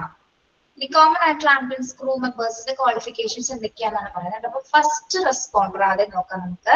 ഫസ്റ്റ് റെസ്പോണ്ടർ എന്ന് പറഞ്ഞ ആരാണ്? ഫസ്റ്റ് റെസ്പോണ്ടർ ഒരു എമർജൻസി സിറ്റുവേഷൻസിൽ ആദ്യം എത്തുന്ന ആള് അല്ലെ.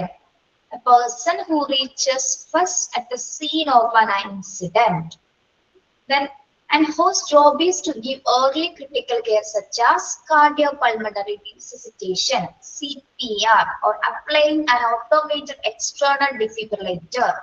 First responders may be sent by the ambulance service, may be passers-by or by dispatched to the scene from other agencies such as police or fire departments. First responder main duty എന്ന് പറയാവുന്ന ആളാണെങ്കിൽ എന്താണ്, പ്രത്യേകിച്ച് CPR കൊടുക്കാൻ അറിഞ്ഞിരിക്കുന്നത് അല്ലെ, കാർഡിയോപൾമണറി resuscitation കൊടുക്കാനായിട്ട് അല്ലെ, breathing difficulties മാറ്റി ആളെ കോൺഷ്യസ് ആക്കി മാറ്റാനായിട്ടുള്ള ഒരു ടെക്നിക്സ് എങ്കിലാണ് ഫസ്റ്റ് റെസ്പോണ്ടർക്ക് അറിഞ്ഞിരിക്കുന്നത്. ഇനി അല്ലെങ്കിൽ എന്താണ്, applying an automated external defibrillator അഥവാ AED. എന്താണ് automated external defibrillators എന്ന് പറയുന്നത്? AED ഡിഫിബ്രിലേറ്റർ എന്ന് പഠിച്ചാൽ നമ്മൾ എന്തിനു വേണ്ടിയിട്ടാണ് ഡിഫിബ്രിലേറ്റർ? കഴിഞ്ഞ ദിവസം പഠിച്ചല്ലോ.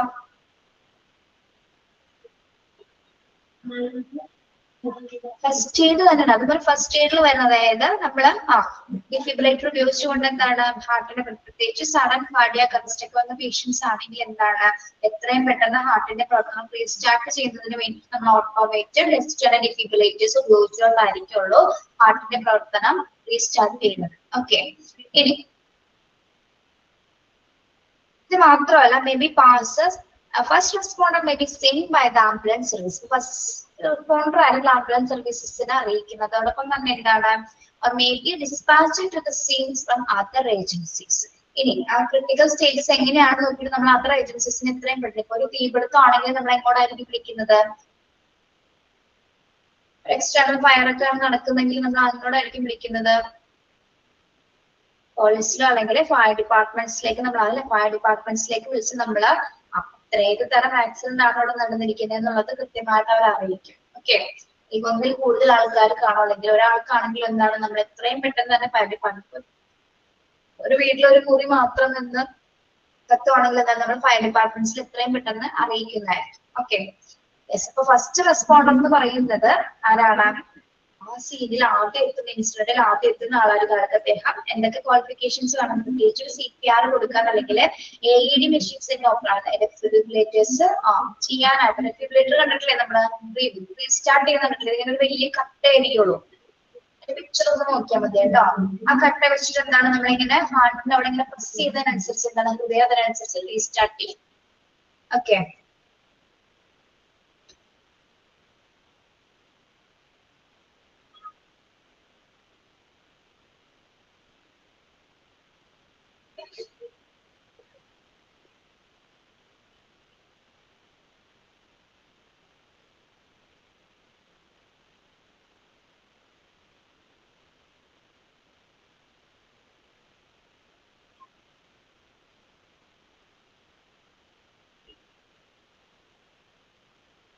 കണ്ടുണ്ടോ പിക്ചർ? കാണാമോ? സോറി, എക്സ്റ്റേണൽ ഡിഫിബ്രിലേറ്റേഴ്സ് എന്താണെന്ന് നോക്കാം കേട്ടോ. ഇത് നമ്മള് നോർമൽ ഡിഫിബ്രിലേറ്റേഴ്സ് പോലെയല്ല, ഇത് AED ആയതുകൊണ്ട് കണ്ടോ ഇവിടെ രണ്ട് വൈറ്റ് കളറിൽ വയേഴ്സ് കണ്ടോ നിങ്ങള്?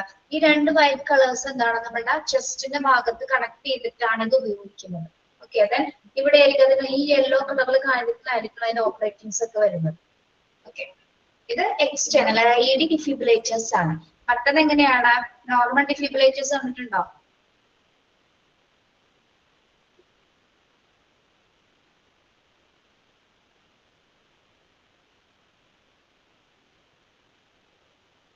നോർമൽ കണ്ടിട്ടുണ്ടോ നിങ്ങള്?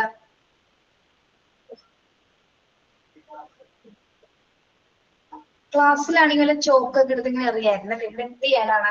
വിളിച്ചാ മിണ്ടില്ല നിങ്ങള്. കണ്ടോ? കാണാമോ? നോക്കി പിള്ളേരെ,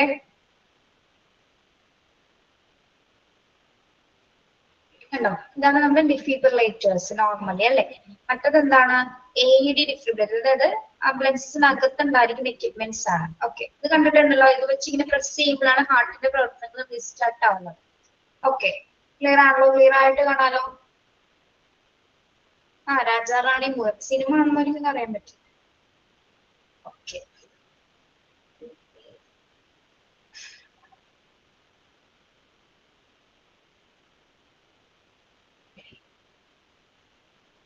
ഇതാണ് ഓട്ടോമേറ്റഡ് ഡിഫിബ്രിലേറ്റേഴ്സ്. കണ്ടോ?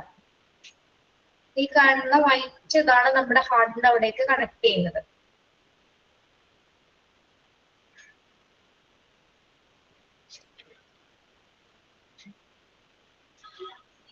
ഫസ്റ്റ് റെസ്പോണ്ടർക്ക് എന്തൊക്കെ കാര്യങ്ങൾ ചെയ്യാൻ അറിഞ്ഞിരിക്കണം?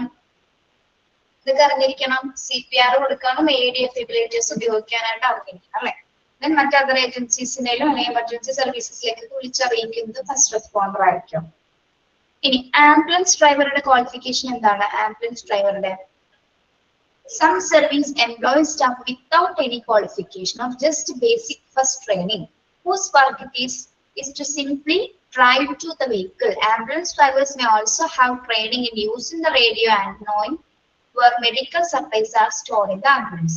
അപ്പോൾ ഈ ആംബുലൻസ് ഡ്രൈവേഴ്സ് എന്ന് പറയുന്നത് നോർമലി ബേസിക് ക്വാളിഫിക്കേഷൻസ് അല്ലെങ്കിൽ ബേസിക് ട്രെയിനിങ് കഴിഞ്ഞവർ മാത്രമായിരിക്കും അല്ലെ, ഒരുപാട് വലിയ ക്വാളിഫിക്കേഷൻസ് ഉണ്ടാവണം എന്നുള്ളത് ചില ആംബുലൻസിന്റെ കാറ്റഗറി അനുസരിച്ചിട്ട്. പക്ഷെ എന്നിരുന്നാലും എന്താണ് അവരുടെ മെയിൻ ഡ്യൂട്ടി എന്ന് പറയുന്നത് എത്രയും അത്ര സ്പീഡിൽ അല്ലെ, മാക്സിമം ആക്യുറേറ്റ് സ്പീഡിൽ വാഹനം ഓടിക്കുക എന്ന് തന്നെയാണ് അവരുടെ ഏറ്റവും വലിയൊരു ജോബ് എന്ന് പറയുന്നത് അല്ലെ. ഇനി മാത്രമല്ല ഈ ആംബുലൻസ് ഡ്രൈവേഴ്സിന് പ്രത്യേകിച്ച് നമ്മുടെ ഇതിനകത്തുള്ള റേഡിയോ ഡാറ്റ സിസ്റ്റംസ് മൊബൈൽ എക്യുപ്മെന്റ്സിലൊക്കെ ഉപയോഗിക്കാനും കൂടി കഴിയണം അല്ലെ. അതിനുള്ള ഫസ്റ്റ് ട്രെയിനിങ് ആയിരിക്കും അവർ. നമ്മൾ പഠിച്ചില്ലേ ഏതൊക്കെ എക്യുപ്മെന്റ്സുകളാണ് എക്സ്ട്രാ ഉള്ളതെന്നുള്ളത്? ട്രോമ ലൈറ്റ്സിങ്, പിന്നെന്താണ് നമ്മൾ പഠിച്ചത് മൊബൈൽ ഡാറ്റ ടെർമിനൽസ്. ഇതൊക്കെ ഓപ്പറേറ്റ് ചെയ്യാനായിട്ട് മാർക്ക് അറിഞ്ഞിരിക്കണം, ആംബുലൻസ് ഡ്രൈവേഴ്സിന് അറിഞ്ഞിരിക്കണം. അതോടൊപ്പം തന്നെ എന്താണ് മറ്റ് മെഡിക്കൽ സപ്ലൈസസ് അല്ലെങ്കിൽ ആംബുലൻസിനകത്തുള്ള മെഡിക്കൽ സപ്ലൈസസ് എവിടെയാണ് സ്റ്റോർ ചെയ്ത് വെച്ചിരിക്കുന്നതിനെ കുറിച്ചിട്ടുള്ളൊരു അവയർനെസ് മാർക്ക് ഉണ്ടായിരിക്കണം ആംബുലൻസ് ഡ്രൈവേഴ്സിന് ഉണ്ടായിരിക്കണം. അവരുടെ ബെസ്റ്റ് അവരുടെ മെയിൻ ക്വാളിഫിക്കേഷൻ എന്ന് പറയുന്നത് എന്താണ്?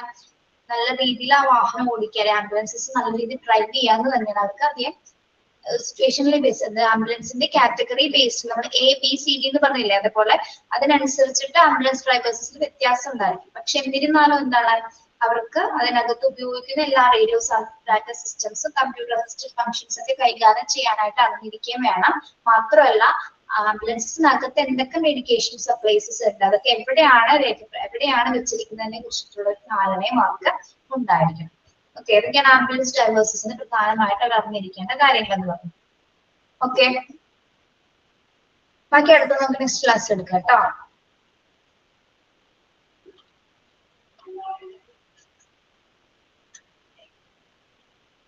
ഇനി ഇതിൽ ആരൊക്കെ വരുന്നുണ്ട്? ഇനി ഇതില് നോൺ എമർജൻസി അറ്റൻഡന്റ് ഉണ്ട്, emergency care assistant, emergency medical technician, registered nurse, paramedics, emergency care practitioner, physician assistant and physician. ഇത്രയും ക്രൂ മെമ്പേഴ്സ് ആണ് ഒരു ആംബുലൻസിൽ ഉണ്ടായിരിക്കുന്നത്.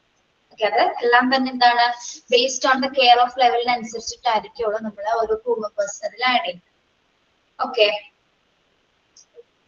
ക്ലിയർ ആണോ?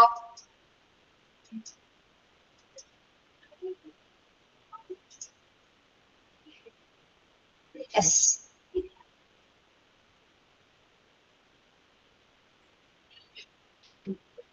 എന്തെങ്കിലും ചോദിക്കാനുണ്ടോ നിങ്ങൾക്ക്? ക്വസ്റ്റ്യൻ ചോദിക്കുന്നതിന് മുമ്പായിട്ട് ക്ലിയർ ആണോ? ആംബുലൻസസ് മനസ്സിലാവുന്നുണ്ടോ?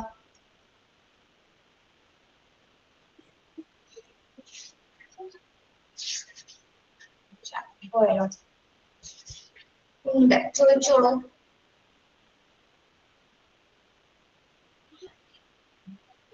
ചോദിച്ചോളൂ, എന്താണോ? മൈക്ക് ഓൺ ആണല്ലോ.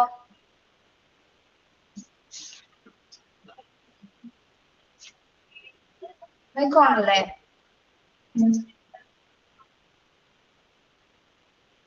ആരെങ്കിലും ഒന്ന് സംസാരിച്ചേ. ഹലോ, കേൾക്കാമോ?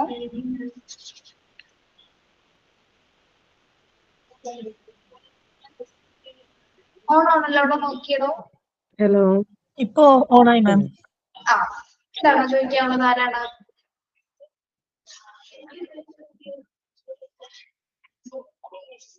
ഒന്നുമില്ല, ചോദിക്കും. ക്വസ്റ്റ്യൻ ചോദിക്കുന്നില്ല, നിങ്ങൾക്ക് എന്തെങ്കിലും പറയാനോ ഞാൻ പറഞ്ഞത്.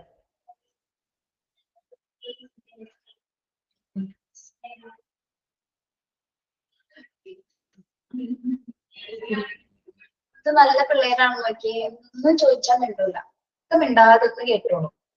എങ്ങനെയാണ് ക്ലാസ് വേണ്ടത്? ഇന്ററാക്ട് ചെയ്യണ്ടേ?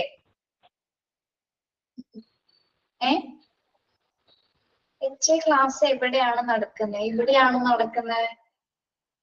എന്താ അറിയേണ്ടത്? താൻ ചോദിക്കണോ? മെസ്സേജ് അയക്കാണ്ട് ചോദിക്കും. മൈക്ക് ഓൺ ആണ്.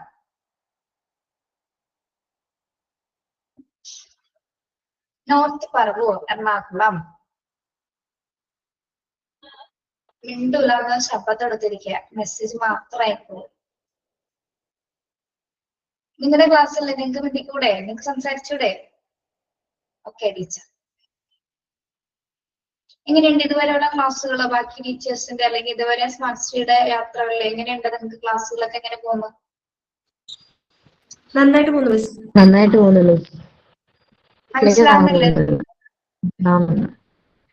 എല്ലാ ക്ലാസ് മനസ്സിലാവുന്നുണ്ട്, നന്നായിട്ട് ക്ലിയർ ആയിട്ട് മനസ്സിലാക്കിയാണ് പഠിക്കുന്നത്. നിങ്ങളാണോ വാട്സപ്പ് ഗ്രൂപ്പിലുള്ള കുട്ടികള്? ഇല്ല മിസ്, ഞാൻ ഗ്രൂപ്പിലില്ല. ഞാൻ ഇപ്പം നമ്പർ കൊടുത്തിട്ടുണ്ട് ആഡ് ചെയ്യാനായിട്ട്. ഓക്കെ. നിങ്ങൾ തമ്മിലൊരു ബോണ്ടിങ് ഇല്ലെങ്കിൽ നിങ്ങൾ ഈ കോൺവെക്കേഷൻ വരുന്ന സമയത്ത് നിങ്ങൾ പരസ്പരം നിങ്ങൾ തന്നെ തിരിച്ചറിയില്ല. ഞങ്ങൾ അങ്ങനെ 2-3 ബാച്ച് കണ്ടിട്ടുണ്ട്. അവർക്ക് അറിയാൻ പാടില്ല തൊട്ടടുത്തിരിക്കുന്ന എന്റെ ഫ്രണ്ടാണ്, അല്ലെങ്കിൽ ക്ലാസ്സിലിരിക്കുമ്പോൾ ഒരുമിച്ചുണ്ട്, പക്ഷെ ആരാണെന്ന് അറിയില്ല. അങ്ങനെ ഒരു കോണ്ടാക്ട് ഉണ്ടാക്കിക്കോട്ടെ എന്ന് വിചാരിച്ചിട്ട് പറഞ്ഞാണ്. അങ്ങനെ നല്ല സൗഹൃദങ്ങൾ ഉണ്ടായിട്ടുള്ള കുട്ടികളുണ്ട്. ഒരുപാട് രാജ്യത്ത് ഞങ്ങൾ പഠിപ്പിച്ചിട്ടുള്ളതാണ്. അഡ്മിന്മാർ ഇന്ന് ക്ലാസ്സിലില്ല മിസ്, നമ്പർ നോട്ട് ചെയ്തിട്ടുണ്ട്, ആഡ് ചെയ്യാൻ പറയാം. ഓക്കെ, ശരി. ഈ സുരാജ് എന്ന് പറയുന്ന ആൺകുട്ടിയാണോ പെൺകുട്ടിയാണോ? ആൺകുട്ടിയാണോ? ഓക്കെ, ശരി. താൻ എന്താ സംസാരിക്കാത്ത? എന്താ മെസ്സേജ് തന്നെ അയച്ചിട്ടില്ലെന്തോ? എനിക്ക് എന്തെങ്കിലും പ്രശ്നമുണ്ടോ? ആളെന്താ ജോലി ചെയ്യുന്ന ആളാന്ന് ഇടയ്ക്ക് പറയണ്ടേ? വേണ്ട ടീച്ചർ എന്നെ ചീത്ത പറയണ്ടോ? ടീച്ചർ ഞങ്ങൾക്ക് മനസ്സിലാവണില്ല. ഓക്കെ, ശരി. Okay, thank you. Have A nice day. Thank you.